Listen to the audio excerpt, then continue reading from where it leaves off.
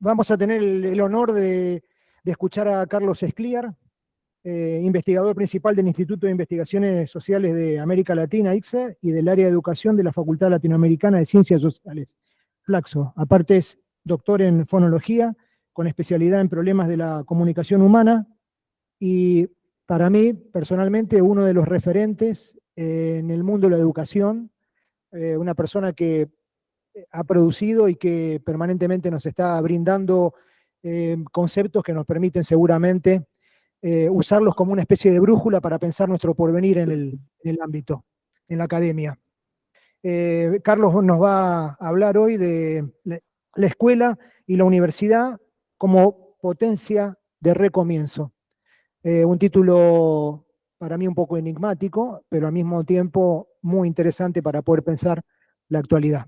Bueno, Carlos, te agradecemos y te damos la bienvenida. Estamos deseosos de escucharte. Bueno, muchas gracias. Díganme que se me escucha bien. Yo esto de verme bien ya es un problema que he resuelto hace muchos años. Ahí estoy viendo la sala. Muchas gracias. Muy, muy amable. Es un gran abrazo.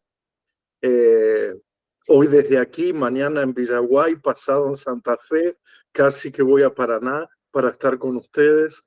Me hubiera gustado, pero eran ya muchos días de viaje. Y agradezco esas palabras preliminares, pero confieso que no sé si las puedo tomar para un momento tan complejo como el de ahora, como el de este tiempo.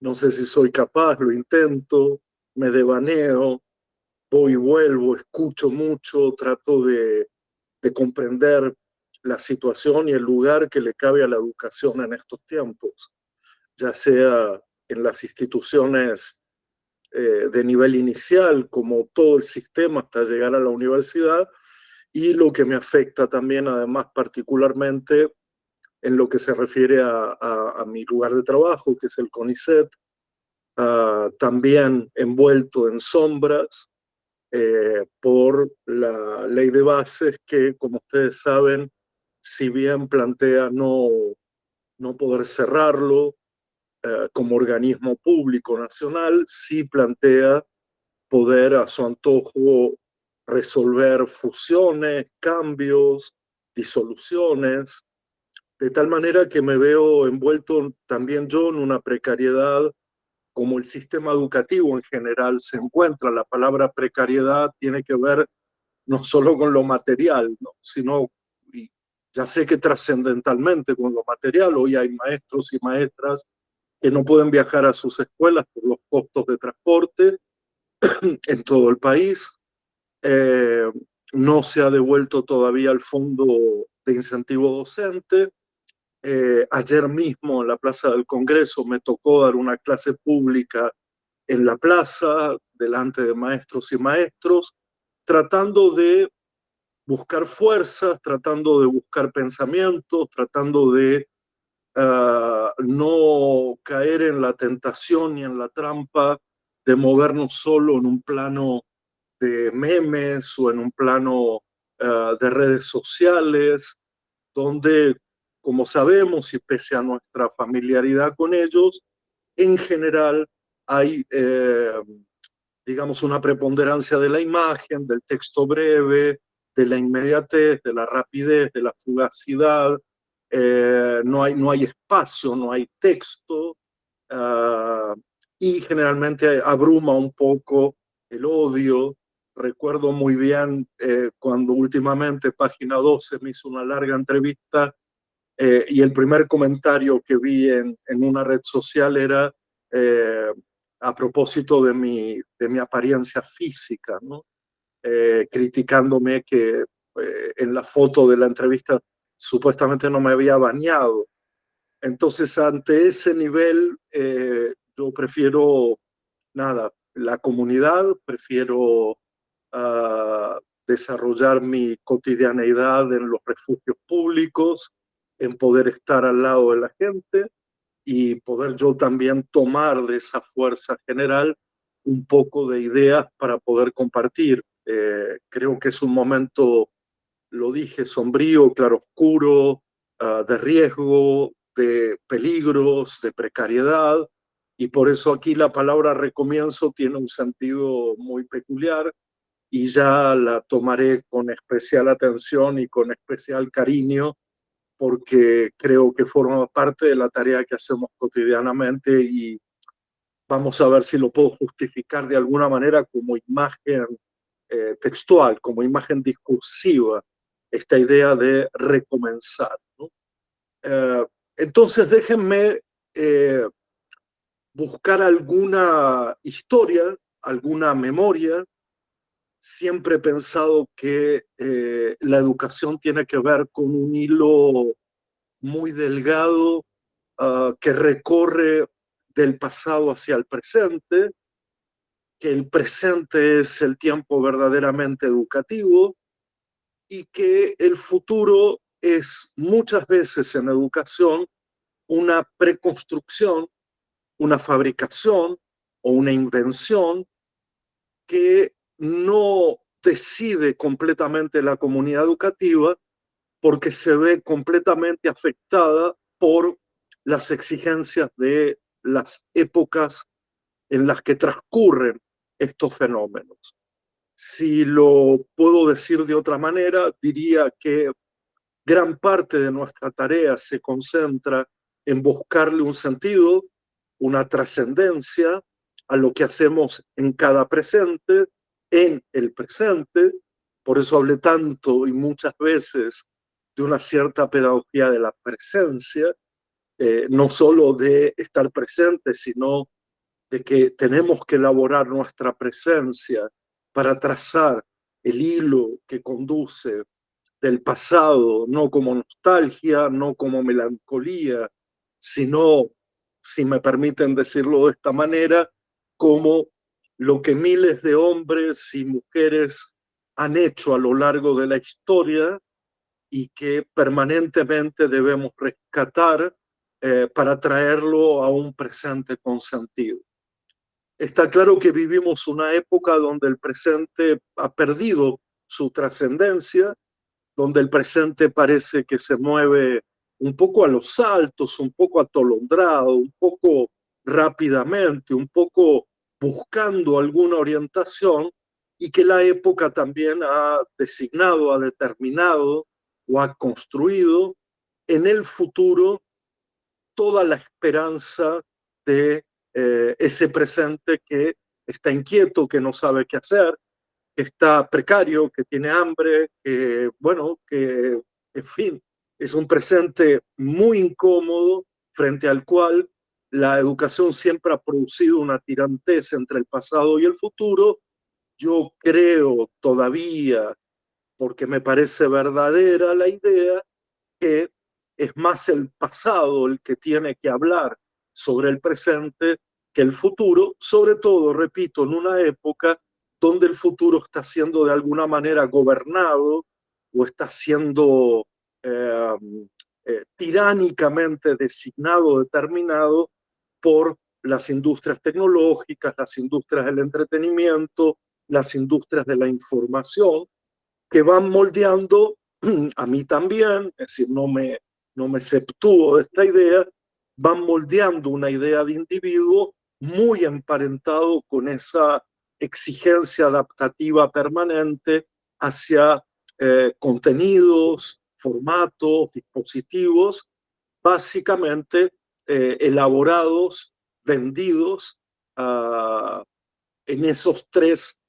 planos industriales, lo que hoy la literatura más económica o más socioeconómica ha llamado el tecnofeudalismo como una marca de época que no quiere decir otra cosa que en vez del mercado, como tradicionalmente lo veníamos llamando en el capitalismo global, ahora somos un poco los usuarios los que brindamos gratuitamente a un feudo tecnológico, informativo y de entretenimiento todo lo que quiere saber, todos nuestros datos, nuestros textos, nuestras producciones, nuestras imágenes, nuestros deseos, nuestros viajes, nuestros lugares, nuestros tiempos, y va configurando así una escena social y económica muy compleja, que además determina, y repito, tracciona en la educación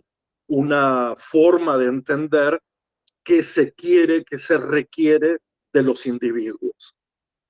Frente a ese panorama que es muy discutible y que yo aquí solo lo voy a plantear superficialmente por el tiempo y porque quizás yo no sea tan capaz de poder desarrollar ampliamente esta idea, un poco lo estoy tratando de entender al mismo tiempo que ocurre, me da la impresión que en esta tensión inicial de las cuales he tratado de mencionar como la tirantez del pasado en el presente y del futuro hacia el presente, es, cabe, es una buena pregunta, es una pregunta que no tiene una respuesta muy directa, muy inmediata.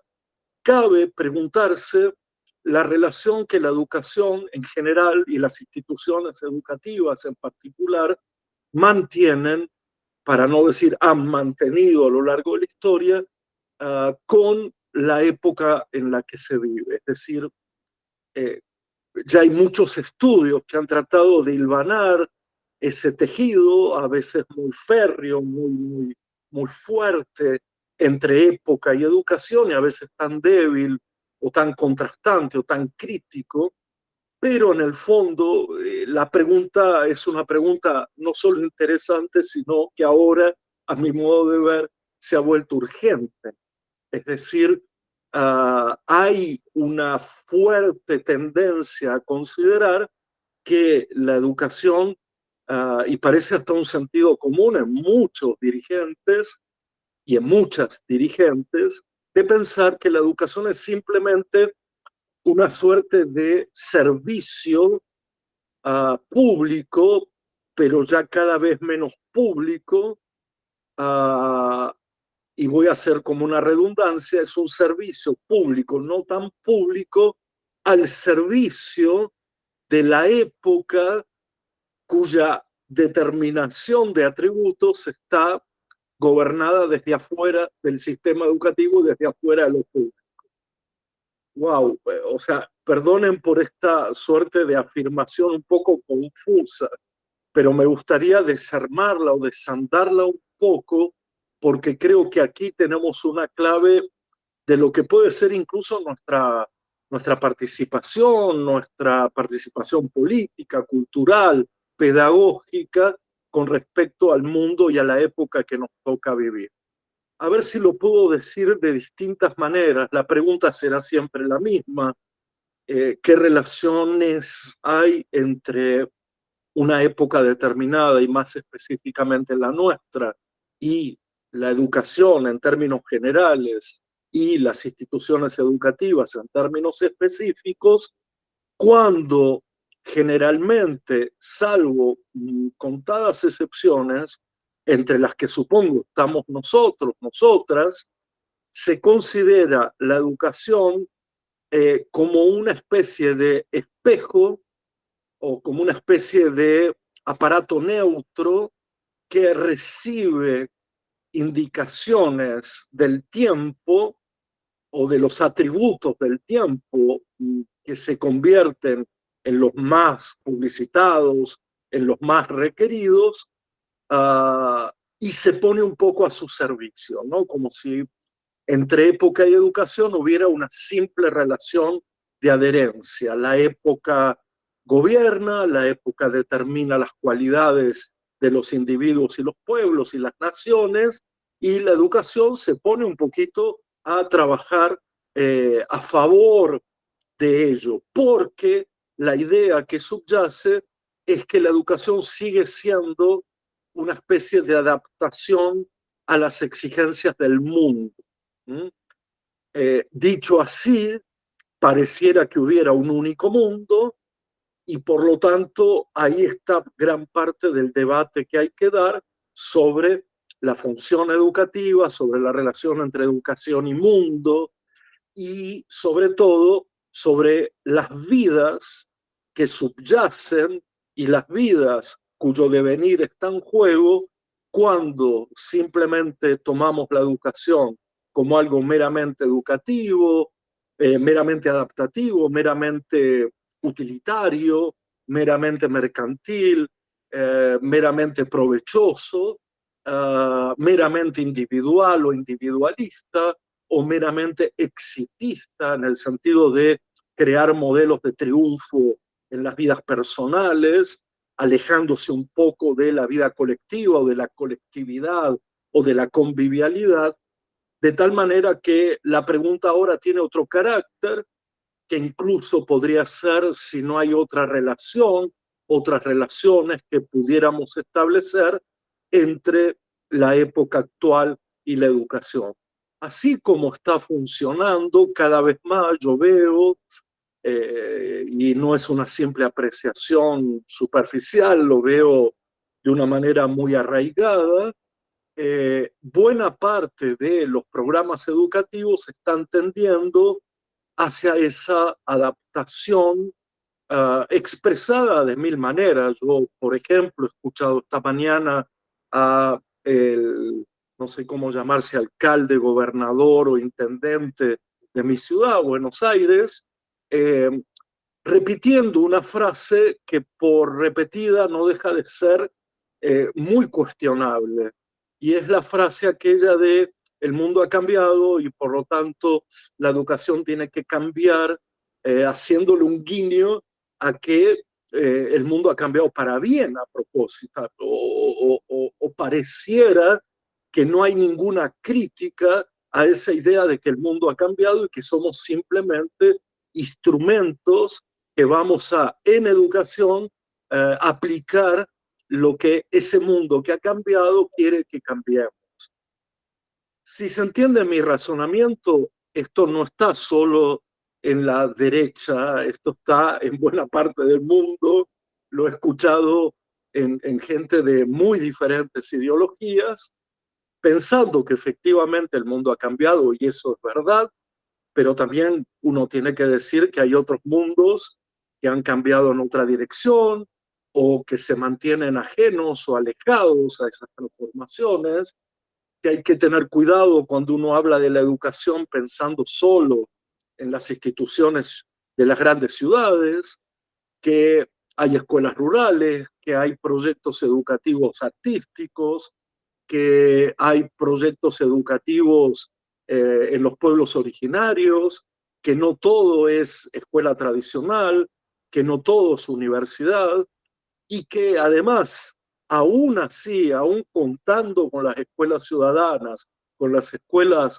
y con las universidades nacionales, creo que hay que tener un cierto cuidado en entregar a la época programas, proyectos, investigaciones, estudios, formatos, dispositivos, como si contribuyéramos a que el mundo fuera uno solo, digamos, cuando en realidad el gran mérito, la gran virtud que uno puede encontrar en la educación es su relación con la multiplicidad de mundos, con la multiplicidad de vidas, con la multiplicidad de temas, con la multiplicidad de experiencias, con la multiplicidad de lecturas.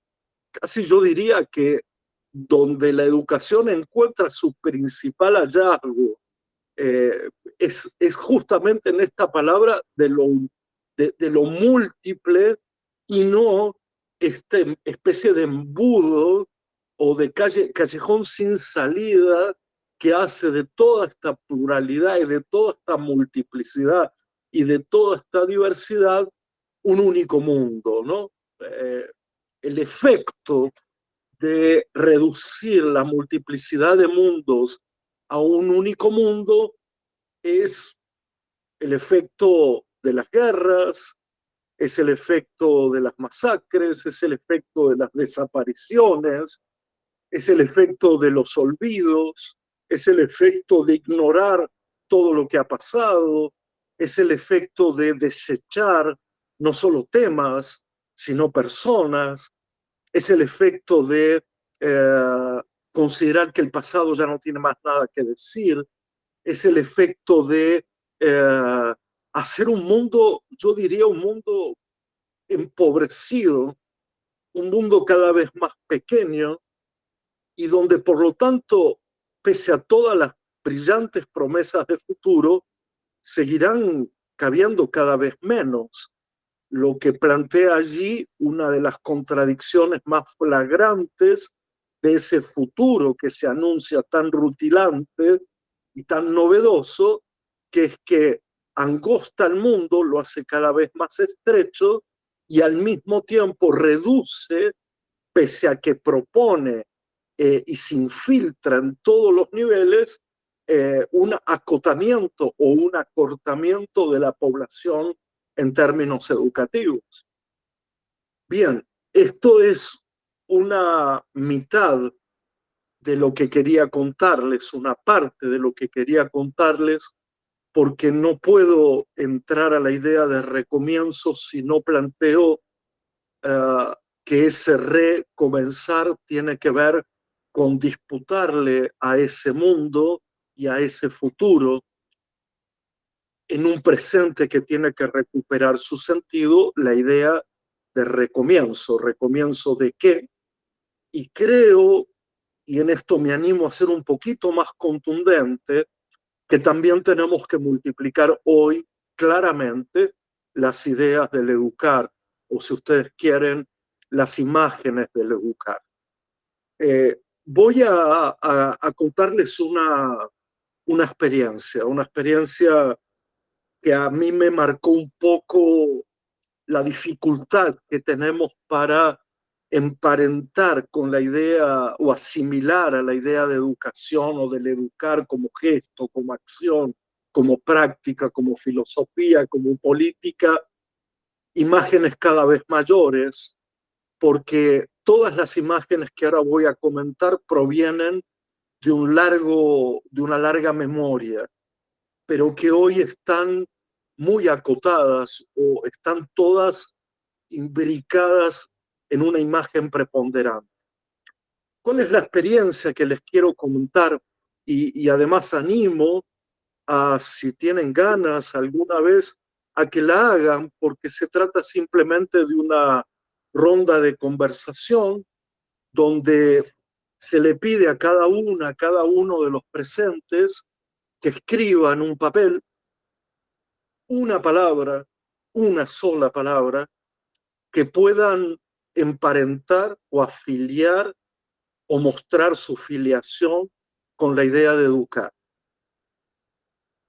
Una palabra sinónima, una palabra semejante, una palabra familiar, no una palabra técnica, no una palabra de alguna corriente en particular, sino con qué palabra ustedes bordarían el tejido de ese educar cada vez más encriptado o cada vez más artificial o cada vez más sujeto de una suerte de tecnocracia que reduce sus sentidos. Una vez lo hice, lo sigo haciendo, pero la primera vez que lo hice fue en un instituto de formación de profesorado en una ciudad cercana a la de ustedes, con mucha gente, y nos tomamos el tiempo para ver cuáles eran las 4 palabras que aparecían con mayor frecuencia, haciendo incluso un conteo cuantitativo de qué palabra predominaba, cuál era la segunda, la tercera y la cuarta, y es sobre esto que necesito comentar un poco para después ir hacia la idea de recomienzo. La cuestión es que, sin duda, la palabra que predominó, porque quizás es una palabra de época, fue la palabra preparación. Y esa palabra contenía otra, que es mucho más de esta época todavía, que es la palabra capacitación. Así que educar tiene que ver con prepararse para algo, lo que es indiscutible, por eso vamos a la escuela, por eso vamos a la universidad, por eso los griegos iban a la Academia de Platón, iban al Jardín de Epicuro, iban al Gymnasium de Sócrates, porque efectivamente las instituciones preparan. Por supuesto que cada época le da a esa palabra preparar un tenido, una coloración particular. Y hoy tengo la impresión, repito, no es solo una impresión, que ese preparar está muy colorado y muy tenido de un sentido individual, de un sentido que no tiene tanto que ver con el deseo, que tiene que ver más con el empleo, si lo hubiera, que tiene más que ver con una finalidad específica. Y de hecho hay toda una propuesta de preparación que atiende esa, esa, esa idea, ¿no? Entonces, eh, queda claro que educar y preparar, aunque históricamente preparar era prepararse espiritualmente, prepararse intelectualmente, prepararse físicamente, prepararse para la lectura, para la escritura, prepararse para la ciencia, hoy ese término mayoritario condensa un sentido mucho más utilitario, no tan, yo diría, formativo, que era otra de las palabras, sino un sentido más reducido. Enseguida apareció la palabra, en segundo término, de formación.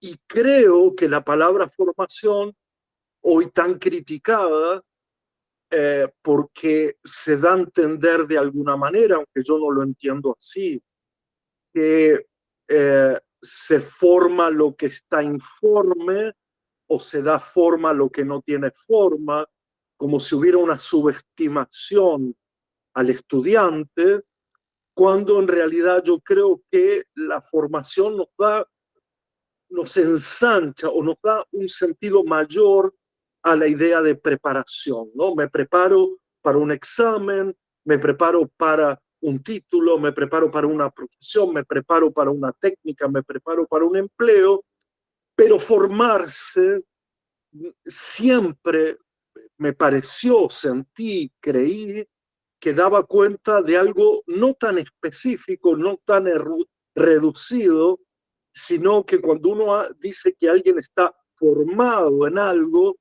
quiere decir que tiene que ver con su saber, con su sabiduría, con su conciencia a propósito de lo que sabe, o en todo caso con una amplitud de conocimiento diferente a la idea de prepararnos para.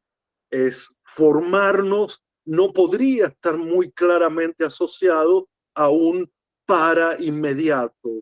Tiene que ver con algo más general, repito, más impreciso. En tercer lugar, apareció de una manera para mí inesperada, porque en realidad siempre he pensado que era la primera palabra, que es la palabra comunidad. Claro que es difícil pronunciar que educar es comunidad. En realidad, la expresión debería ser que educar tiene que ver con crear comunidad de lo múltiple, crear comunidad de conocimiento, crear comunidad de lectores, etcétera, etcétera. Pero asume una imagen que a mi modo de ver es tan esencial, que además absorbería tanto la preparación como la formación, porque lo que hace es de alguna manera no mirar tanto al sujeto del destino de la educación, sino a la forma en que organizamos nuestras instituciones para los objetivos que nos proponemos. Lo voy a decir de otra manera, esto tendría que ver con decir que si nuestro deseo como institución es crear personas reflexivas, y ahí ustedes tienen todo el repertorio de las pedagogías históricamente, personas que piensan por sí mismas, personas críticas, incluso personas con un cierto nivel de adaptación a las exigencias sin el riesgo de enfermarse, agotarse, hartarse, matarse incluso.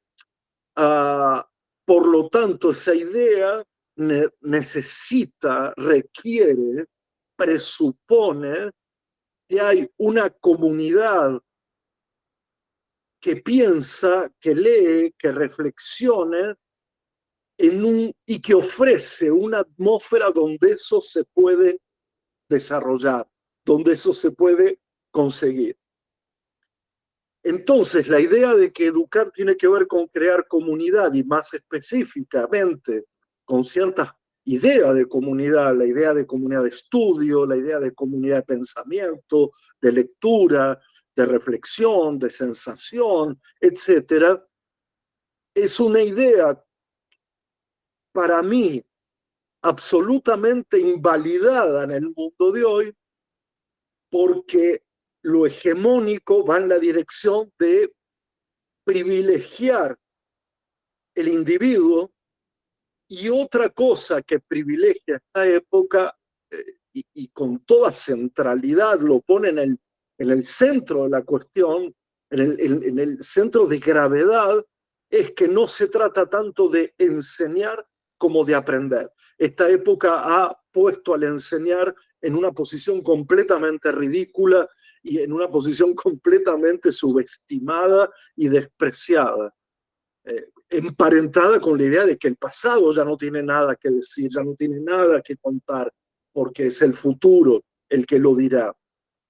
Nos han convertido de alguna manera, y lo comentábamos el otro día, en una especie de entorpecedores del aprendizaje de las nuevas generaciones.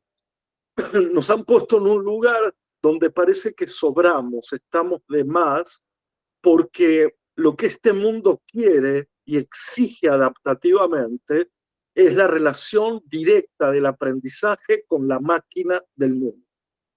Con el mundo como máquina, quiero decir, donde está toda la información, donde está todo el entretenimiento. Y claro, nosotros distraemos de esa relación directa que el mundo hoy plantea, o nos volvemos también seres adaptativos y repetimos ese mundo al interior de las instituciones educativas.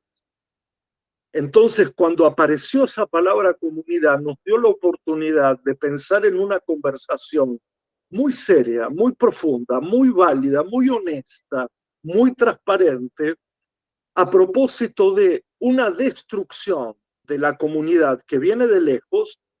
No me puedo olvidar de la pandemia. Hemos hecho una película en ese sentido a propósito de la destrucción comunitaria.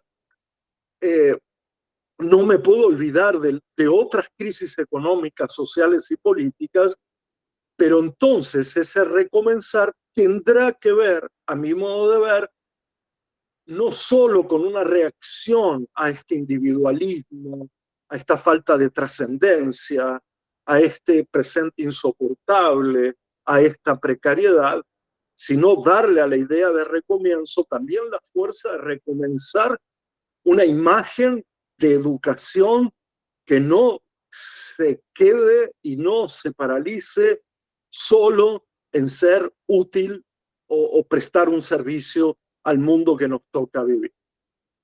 ¿De dónde tomo la idea de recomenzar? Hay dos vertientes.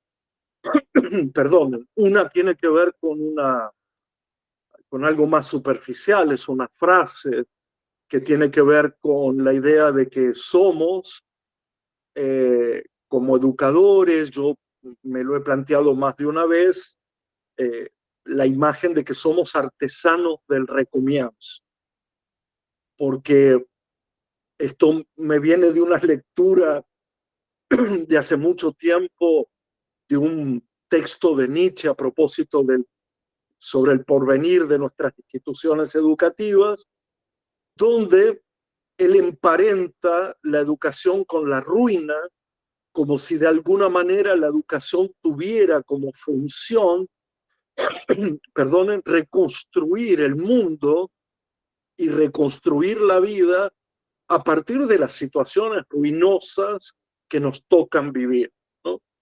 Y esto no es desacertado, aunque fue dicho hace mucho tiempo, porque efectivamente se le pide a la educación todo el tiempo que resuelva las ruinas de la sociedad, que resuelva las ruinas de la economía, que resuelva las ruinas de la salud mental, que resuelva las ruinas de la composición social o de la fragmentación social.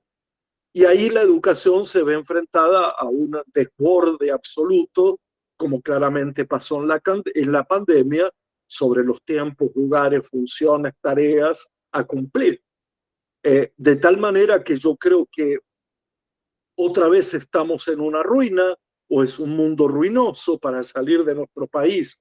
Recuerden que estamos en un país, en un mundo en guerra, en un mundo que se incendia, en un mundo que se inunda, en un mundo donde la riqueza está concentrada de una manera absurda, de tal manera que tanto por lo que siempre se promete que la educación reconstruye desde las ruinas, como desde nuestra tarea, creo que la imagen del recomienzo y esa cierta artesanía no técnica de recomenzar juega aquí un papel, a mi modo de ver, crucial. La idea de hay que recomenzar el mundo, hay que recomenzar las vidas, porque el mundo así como está, las vidas así como están, no pueden con ello, no se puede así.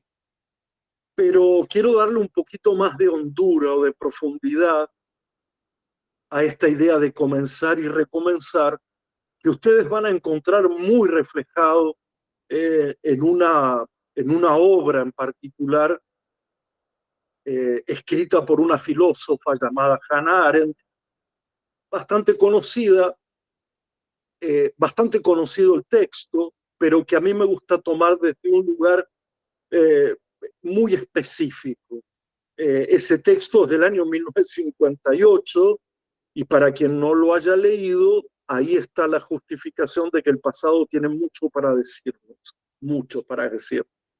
No me canso de repetir que el pasado está lleno de novedades y que si se trata de novedades, pues hay siglos llenos de novedades, de cosas que nunca escuchamos, nunca leímos, nunca vimos y que ese mundo supuestamente pasado insiste en traernos al presente.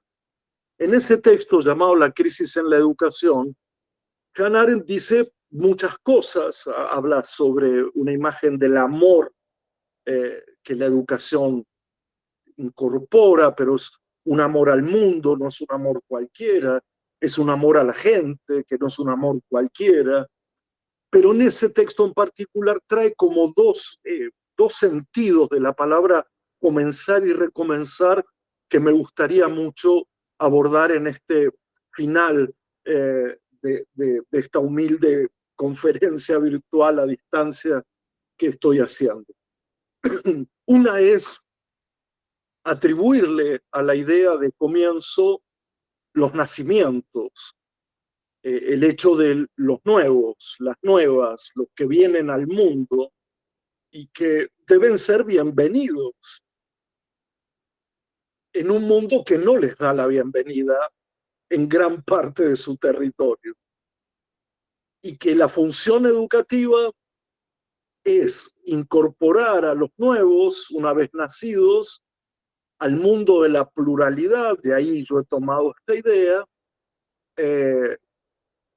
pero dándole siempre una bienvenida, gesto amoroso. Es decir, como no queremos dejarlos librados a su propia suerte, es decir, a su nacimiento, a la forma en que han nacido, la educación les da la bienvenida y los convida, los invita al mundo de la pluralidad. ¿Qué es ese mundo de la pluralidad? La vida múltiple, la vida de otros, el mundo de otros, la posibilidad de ver que de alguna manera el comienzo natalicio, el comienzo natal, es una forma de entender la vida, ¿no? Y ahí es donde Hannah Arendt recurre a el término zoé de los griegos, el término ligado a la zoología, que entiende la vida como la vida desnuda, la vida cruda, la vida que se comparte con otros seres vivos, esa vida que nace, en algunos casos se reproduce o no, y muere. Y que en realidad esa vida es como cualquier otra vida y ya nacerán nuevos y se morirán viejos y ya está. Esa vida zoológica que hace que tantos sientan que su nacimiento les está determinando una vida de ese tenor para siempre, como si no se pudiera torcer el destino por haber nacido en un determinado lugar, en un determinado barrio, en una determinada familia, en unas determinadas condiciones. Bueno, la educación no repite esa idea de comienzo y por eso yo le atribuyo el valor de recomienzo. La educación no es la continuidad del nacimiento. A pesar de que nos interesa y nos importa mucho cómo se ha nacido, cuáles fueron las condiciones previas a llegar a las instituciones educativas, la institución educativa se tiene que formular, no repetir, no reproducir las condiciones y situaciones del nacimiento, sino proporcionar múltiples destinos, torcer esa idea de suerte, y por eso llamo a eso recomienzo. ¿Cómo lo plantearía Hannah Arendt? Hablando del bios más que del zoe zoológico, hablando del bios, que no es solo la biología, sino que es fundamentalmente una idea que podemos emparentar a la idea de biografía. Es decir, que claro que las vidas son como cualquier vida, pero también es cierto que la vida ya no es cualquier vida, sino que es mi vida, es tu vida, es la vida de cada uno de nosotros, lo que hace que ya no dé lo mismo y que lo que cambia entre la vida zoológica y la vida biológica es justamente la posibilidad de crear una biografía donde la vida es singular, donde la muerte de alguien ya no se compensa con nada, donde no nos consuela que alguien haya muerto, ni es comparable un nacimiento de otro nacimiento.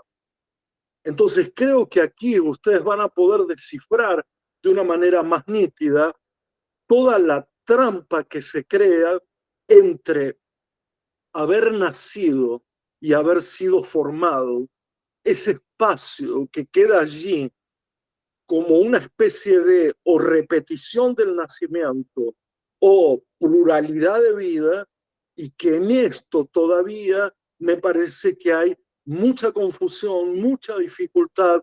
Hay muchos educadores que siguen pensando que el nacimiento es determinante, pero entonces si creemos que la vida no puede ser múltiple, si pensamos que los sujetos no pueden construir su biografía en direcciones distintas al nacimiento, si no proporcionamos atmósferas donde lo múltiple sea lo virtuoso, donde además se interrumpa el mundo que produce nacimientos completamente injustos y desiguales, evidentemente nuestra tarea estará completamente desdibujada, habrá perdido el rumbo y perderá, sobre todo a mi modo de ver, ese carácter ético en el cual tantas veces hemos navegado en mares turbulentos para defender la idea no tanto del derecho, que también, sino más bien de lo justo,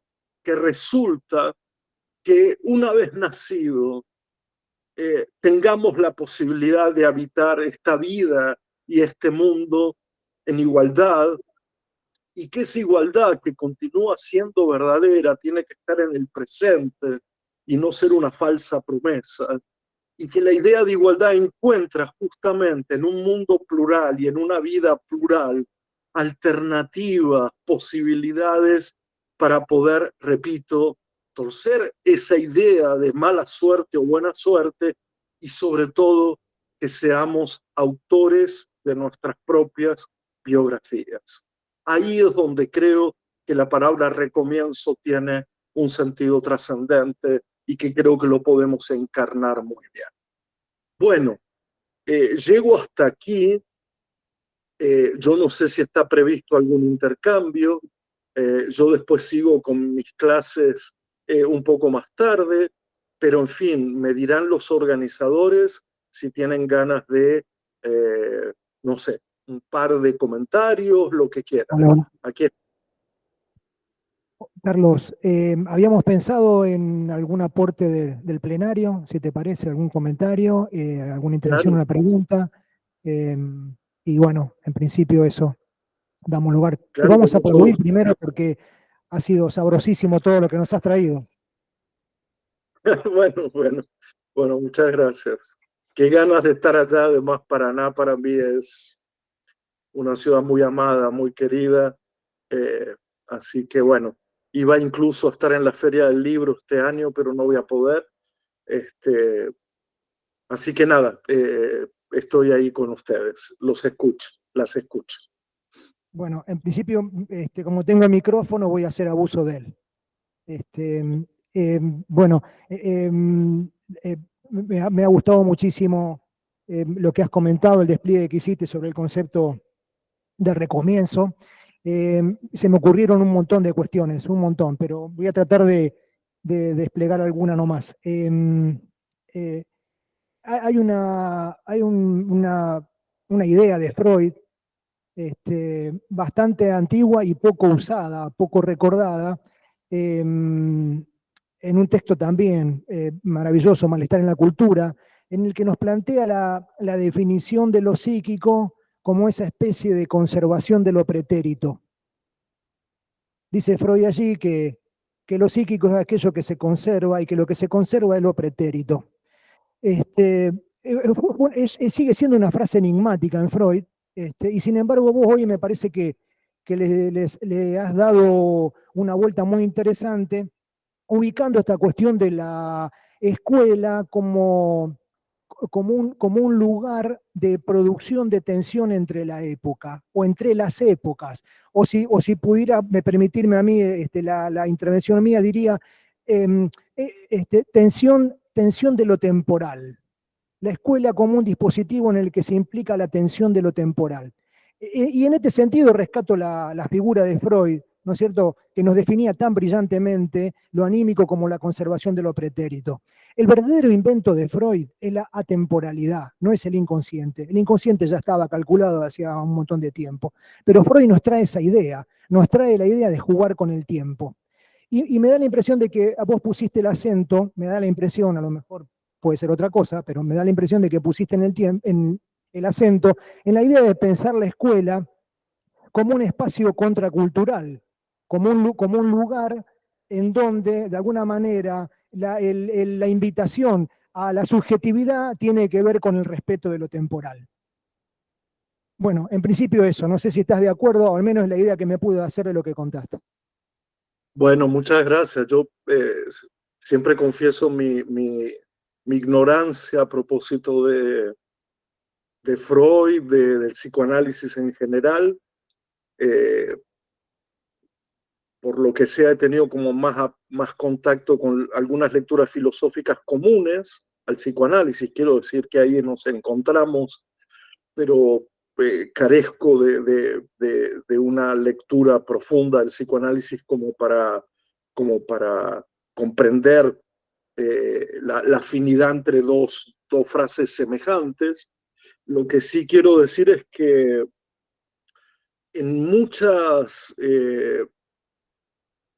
en mucha literatura filosófica que muestra el umbral de la modernidad tardía, uh, hay una repetición de un problema temporal, lo voy a poner también en esos términos, en esta línea entre presente, pasado y futuro.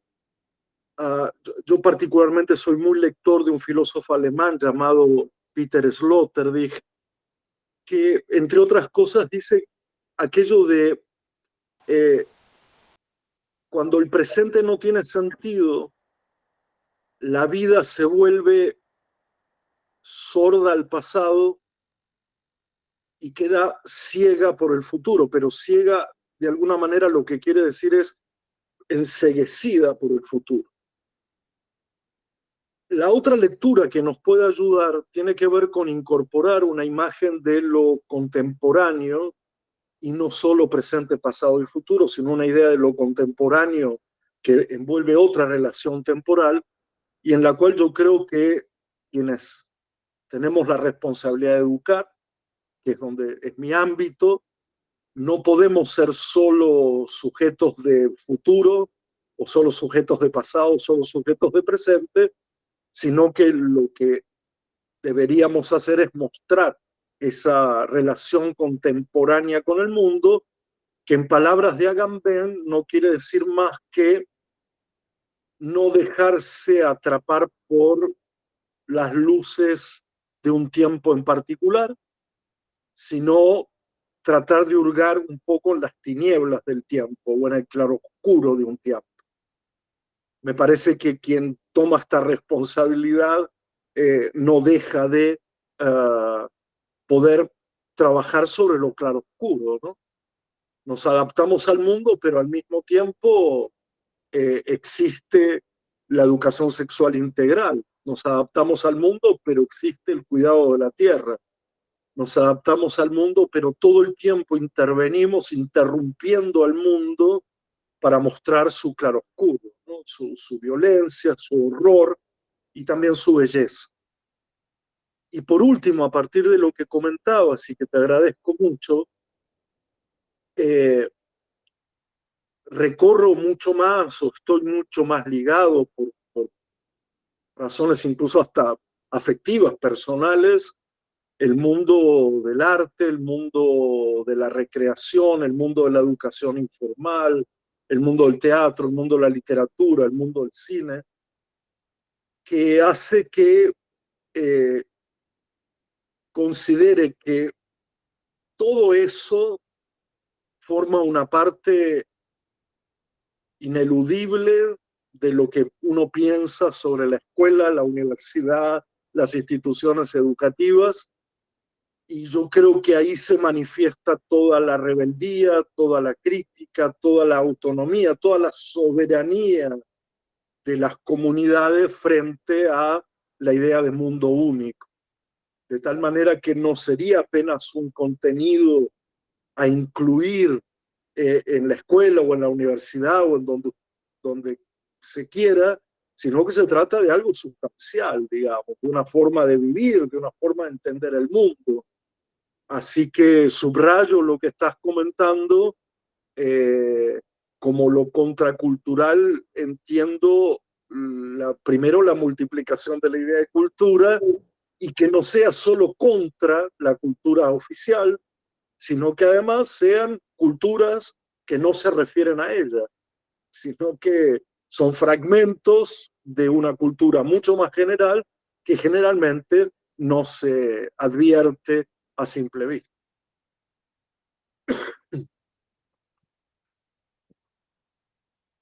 Bueno, ¿alguna pregunta, comentario? Pasamos el micrófono.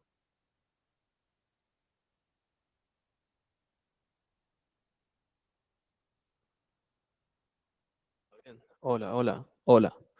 No sé si es una pregunta o un comentario o un problema. Pensaba cuando decía esta cuestión en relación a la educación como una adaptación a la época, esta teoría que hay ahora muy en boga del realismo capitalista de Fisher, ¿no? Que él dice que el capitalismo nos ha robado hasta la posibilidad de imaginar otros mundos posibles, ¿no? Como que si el futuro se hubiera truncado, porque lo único que podemos imaginar es un futuro que sea una continuación de este. Entonces, donde hay un futuro que sea diferente, es nuestra aniquilación, ¿no? La aniquilación del capitalismo sería nuestra propia aniquilación. Y a la vez, la forma de buscar que usted trae una solución en el pasado, digamos, ¿no? Como una reinvención en el pasado, un desvío del pasado, como diría Debord, es decir, tomar un fragmento de la tradición, traerlo al presente y transformarlo. Pero no sé cómo decirlo, si es el grado o si hay una capacidad de no caer en una especie de o anacronismo por un lado, o una especie de conservadurismo, es decir, de la repetición de viejas ideas o la repetición de ideas anteriores que permitan una abertura y que no permitan un cierre, ¿no? ¿Se entiende? Es decir, cómo no caer en la trampa de que la recuperación del pasado no sea una pura repetición hacia un telos que ya estaba ahí antes y que en cambio sea una especie de pasado como llave hacia una apertura o hacia una diferencia en relación al presente, digamos. Bueno, muchas gracias y claro que estoy de acuerdo con el planteo en general. Eh, la primera parte de la cuestión tiene que ver con la crisis o no del capitalismo. Hay quien diga que en realidad, en vez de haberse resuelto con un estallido eh, rebelde, digamos, o una suerte de estallido social, ha encontrado esta nueva forma, repito, que se expresa con el término tecnofeudalismo, donde participamos casi todos, digamos, en lo cotidiano, eh, de tal manera que en vez de haber sido una crisis de su agotamiento, fue una reinvención que yo no estoy muy seguro que no proporcione futuros, porque no para de ofrecer distopías o heterotopías, mostrando justamente un futuro, un futuro tecnocrático, un futuro en ese orden, digamos. O sea, la gran invención del último capitalismo fue la distopía en ese sentido. Eh, pero me da la impresión eh, que cuando uno habla de hay que recuperar el pasado para que el presente tenga sentido, quizás yo deba referirme a que lo que me estaba cuestionando era cómo darle sentido al presente. Eso para mí es lo importante. Y cuando digo darle sentido al presente es recuperar las preguntas por la existencia y por la trascendencia que han sido completamente abandonadas. Cuando un filósofo como Sloterdijk dice que un presente que no se pregunta por lo trascendente y por la existencia, significa perder definitivamente la capacidad narrativa y la capacidad mitológica, ¿no? Es decir, la idea de en el origen había algo, al principio había algo, no es que en este mundo todo está traccionado por el futuro y antes no había nada, ¿no? Eh, digo por el terraplanismo cognitivo general que uno puede encontrar por ahí. Pero quiero agregar algo en este sentido. No, yo no entiendo el pasado como una memoria o un archivo, digamos. Entiendo justamente como todo aquello que hemos ignorado, desatendido, desechado, eh, y que se puede actualizar en un presente. A veces me reúno con muchos chicos jóvenes y contamos esa historia de vamos a tratar de leer algo que no hemos leído, vamos a tratar de escuchar una música que no hemos escuchado, porque eso también es novedoso de alguna manera. Lo digo para desafiar al mundo de la novedad como si fuera solo lo último, cuando en realidad la historia de la humanidad está llena de ese material disponible que tiene que ser reelaborado. Y aquí está la clave de la respuesta. Nosotros no mediamos entre el pasado y el presente. Nosotros reelaboramos el pasado para que ese pasado no termine siendo frases deshilachadas o, como decías, contenido que conserva una tradición, sino que es pura reelaboración. Todo el tiempo se reelabora. Ahí hay algo de lo que yo he llamado alguna vez la anterioridad en el mundo que debe ser reelaborada permanentemente. Claro que hoy, digamos, exigir esto cuando hay una precariedad absoluta pero bueno, ha sido motivo de mucho trabajo en la formación de maestras y maestros, no solo estar a tono con el tiempo que corre y correr con ese tiempo, sino relaborar el mundo como ha sido hasta ahora, relaborarlo permanentemente. Lo que hacen por otro lado los grandes divulgadores, ¿no? Los grandes divulgadores de la ciencia, de la historia, de la filosofía, no hacen más que relaborar lo que ya ha pasado y lo ponen en términos actuales. Yo no digo que hagamos divulgación, lo que digo es que ahí ellos han encontrado y ellas han encontrado un lugar por donde meterse. Estoy dando solo una imagen de la relaboración del pasado. Entonces es más que traer un contenido o una memoria del pasado, una relaboración permanente, una relaboración viva permanente.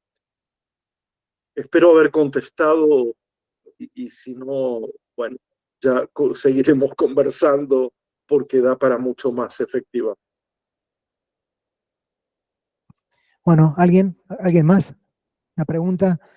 También habilitamos a los compañeros que están en el Meet a poder hacer una pregunta desde allí.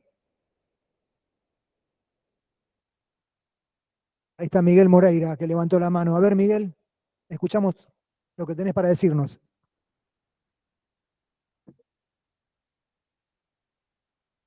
Hola, buenas tardes. Muchísimas gracias por su exposición, Carlos. Y la pregunta que tengo, en la cual reflexiono, escuchándolo, es que si este recomienzo, según lo entendí yo, lo ha planteado como una relación dialéctica usted entre el mundo, este mundo ruinoso, y la educación, como cree usted que debemos hacer para involucrar a los actores para un proyecto educativo común que nos contenga a todos y rompa con este individualismo para enfrentar el utilitarismo de esta época? Esa sería la pregunta, Carlos. Bueno, muchas gracias. Yo creo que es la pregunta que requiere de territorialidad y requiere de temporalidad. Es decir, no es una pregunta general, a pesar de que si la convierto en una afirmación, yo diría que es la clave. Es decir, pensar las instituciones educativas como lugar de lo común, donde enfrentamos, y como dijo algún filósofo alguna vez, lo que tiene que cambiar es claramente la relación que tenemos con las cosas, abandonar la idea de tenencia como existencia, abandonar esa relación utilitaria, no ser solo carentes y abundantes, y poder relacionarlos también con las herramientas del mundo y con las cosas para mirar, para ver, para escuchar, para atender, para prestar atención de otra manera. Eso define también una idea institucional, una idea de escuela, que es cómo enfrentar esta relación absurda con las cosas que nos hace creer que tenemos o que no tenemos cuando en realidad pagamos o no podemos pagar eso que decimos que tenemos, ¿no? Es decir, no tenemos internet, la pagamos, o no tenemos Netflix, lo pagamos, o no tenemos comida, la pagamos, y por lo tanto, cuando se plantea otra relación con las cosas que ya existe, porque hay comunidades que así lo hacen, evidentemente están mostrando que es posible esa idea de transformar lo educativo como una relación con el mundo y con la vida distinto a lo que el mundo ya hace con nosotros todo el tiempo, desde que nacemos hasta que morimos. De tal manera que la respuesta general es que sí, que es afirmativa, no es una pregunta, es así como creo que deberían ser las cosas y como en muchos lugares están siendo o han sido. Pero por otro lado, la respuesta exige un análisis muy territorial y muy temporal de esas realidades. De tal manera que no puedo establecer una ley general a propósito de esto. Y que no quede solo en una especie de aspiración o deseo, porque yo lo que hago generalmente es que las ideas que tengo, les confieso, las he escuchado, las he visto en otro lugar, Me refiero a que he transitado por algún lugar donde eso se me ha revelado, me lo han mostrado, me lo han contado, y trato de reelaborarlo para contarlo a los demás. De tal manera que no se trata solo de una aspiración, se trata de algo que he visto, he palpado, he participado, he escuchado, he leído. Así que en ese sentido, pese al tiempo que nos toca vivir, tengo una suerte de expectativa por rescatar la idea de lo comunitario por sobre el individuo, porque me parece que este tiempo nos va a exigir, incluso como supervivencia, la relación comunitaria, la relación horizontal en territorio y temporalidad específicas. Hasta aquí llego, hasta aquí llego.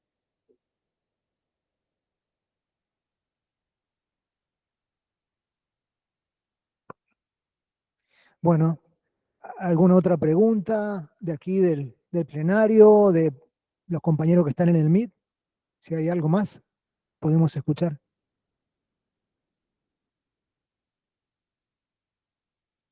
Que creo que esta idea, muchas gracias Carlos por todo lo que compartís con nosotros. Yo soy una intrusa acá entre psicólogos porque me dedico a las artes, a la literatura, a la alfabetización, pero me parece que esta idea es una idea inspiradora, una idea excelente, esta idea de que lo comunitario sigue siendo aquello a lo que tenemos que seguir apostando y que hay allí una idea absolutamente poderosa. Muchísimas gracias. Bueno, gracias a vos. Sí, sí. En lo que encuentro en ciertas comunidades intento extenderlo. El arte me ha enseñado mucho. Las cofradías filosóficas, artísticas, políticas, territoriales me han dado la posibilidad de imaginar una escuela o una institución educativa que no se entregue tan fácilmente a cada tiempo que corre. En verdad lo que quisiera es, de algún modo, ejercer una cierta, lo voy a decir aunque parezca contradictorio, una autonomía comunitaria, ¿no? Una especie de posibilidad de tomar decisiones como comunidad, más allá de los sistemas o con los sistemas, y no entregarse tan dócilmente a la idea tan naturalizada de que el mundo es lo que es y las escuelas deben obedecer a ese mundo que es lo que es. Pues realmente esa frase es dicha por aquellos que han hecho de este mundo eso que es. Y por lo tanto es una frase muy fácil de decir. A mí me costaría muchísimo decir que el mundo es lo que es. Bueno, les agradezco mucho. Bueno, muchas gracias, Carlos. La verdad que me quedo, al menos yo, con un montón de ideas. La verdad que esperanzadora, es iluminadora para mí. Me has ubicado en algunos lugares muy interesantes. Me llevo para mí lo del artesano del recomienzo. Me la llevo, te la voy a robar, Carlos. Esa la voy a trabajar yo. Hay un póster hecho por la gente de la Patagonia que dice esta frase así: somos artesanos de recomienzo. Buscalo. Bellísima idea, Carlos. La verdad que muy alojadora como idea. Me da la impresión de que alguien que se dedica al arte de la resignificación está ganándole a la muerte. Eso es lo que tengo para decir hoy. Y te lo agradezco. Que intentemos en este tiempo de tanta inermidad, un poco más de sentido, seguramente nos ayuda a la vida y le metemos una zancadilla a la muerte. Te agradezco en nombre de la facultad y en nombre de nuestros alumnos este tiempo que nos dedicaste. Bueno, un fuerte abrazo, un abrazo a cada una, a cada uno, y hasta pronto. Gracias por la forma de escuchar y por la forma de conversar. Y nada, deseo de encuentro. Un abrazo grande. Gracias, Carlos. Muchas gracias.